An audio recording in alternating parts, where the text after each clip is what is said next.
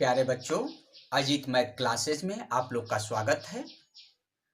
आज हम लोग कक्षा 9 गणित में कुछ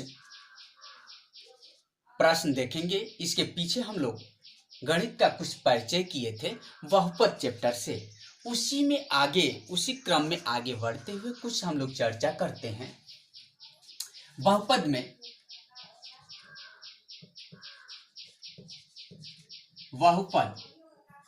पॉलिनोमियल्स में आपने देखा था कि बहुपद क्या होता है, तो एक बार पुनः रिवाइज कर दे रहा हूँ पीछे वाले टॉपिक्स को। बहुपद में हम लोग ये देखे थे कि बहुपद चरों का क्या होता है, समीकरण होता है जिसमें एक या एक से अधिक पद होते हैं। दूसरी बात ये बताई गई थी कि बहुपद में सभी चरों का घात क्या होता है, धन पूर्णांक होता है। ऋण पूर्णांक नहीं होना चाहिए और न ही भिन्नात्मक होना चाहिए। ये चीजें इतनी चर्चा हुई थी। इसके साथ साथ बहुपद की कैसे पहचान करेंगे ये भी आप लोग देखे थे कि बहुपद की पहचान कैसे की जाती है। पुनः हम यहाँ पे देख लेते हैं कि 2x² + 5x + 6 दिया गया है। आपसे ये कहा जाए कि यह दिया गया समीकरण बहुपद है या नहीं, तो इसमें एक से अधिक पद दिख रहे हैं और सभी चरों की घात क्या है, धन पूर्णांक है। तो यह क्या है, बहुपद है। क्या है, बहुपद है। यदि आपको दे दिया जाए x⁴/2 + 5x + 9 क्या बहुपद है या नहीं है, तो यह बहुपद नहीं है। क्यों नहीं है? तो इसमें एक से अधिक तो पद दिख रहा है लेकिन चरों की घात क्या, धन पूर्णांक नहीं है।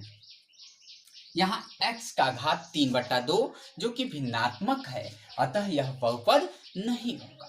अब आ जाइए हम लोग आगे थोड़ा सा इस टॉपिक को बढ़ाते हैं। बहुपद में अब हम लोग जानेंगे कि बहुपद की संक्रियाएं क्या, बहुपद की संक्रिया, बहुपद की संक्रिया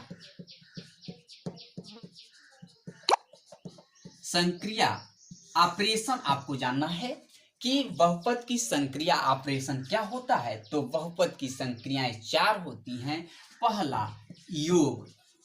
पहला होता है योग, दूसरा होता है घटाना और तीसरा है गुणा और चौथा है भाग।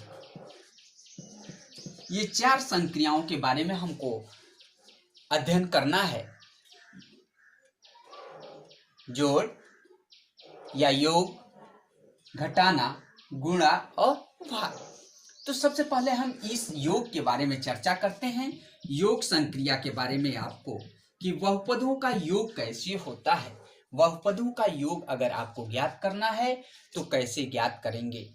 तो पहला नियम बहुपदों का योग ज्ञात करने के लिए समान घात के चरों को क्या नियम है कि समान घात के चरों को आपस में जोड़ते हैं। पहला नियम इसमें समान घात के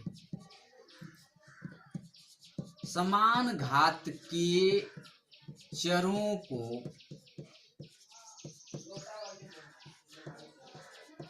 आपस में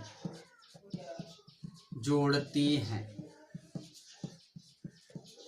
अन्यथा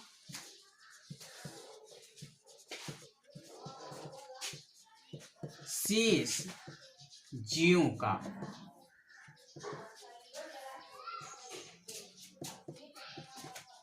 क्यों लिख दिया जाता है।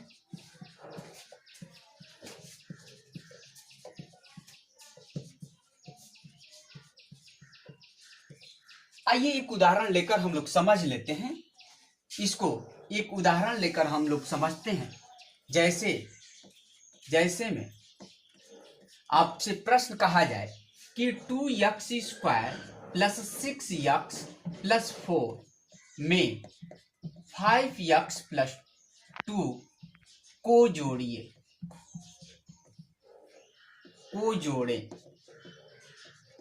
तो इसको कैसे जोड़ेंगे देख लीजिए, हल हम लोग कर लेते हैं।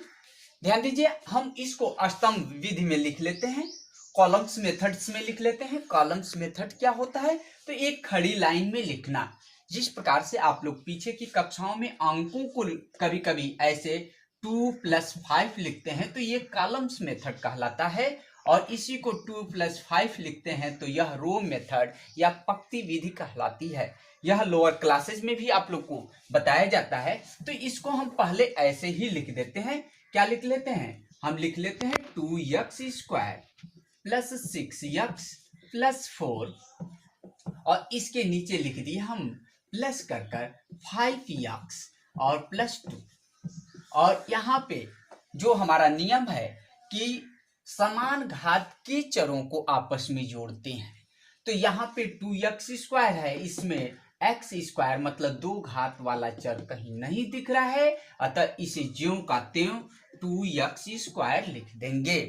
और यहाँ पे 6 और यहाँ पे क्या है 5 है, तो 6 5 11 प्लस 11 आपका हो गया, और यह चर का घात 1, यहाँ पे चर का घात 1, अतः यह 11x हो जाएगा। और ये 4 और यह 2 कितना हो गया 6। इस प्रकार से हम लोग आज के टॉपिक्स में बहुपदों के योग के बारे में जाने, बहुपद की संक्रिया में पहला योग जाने।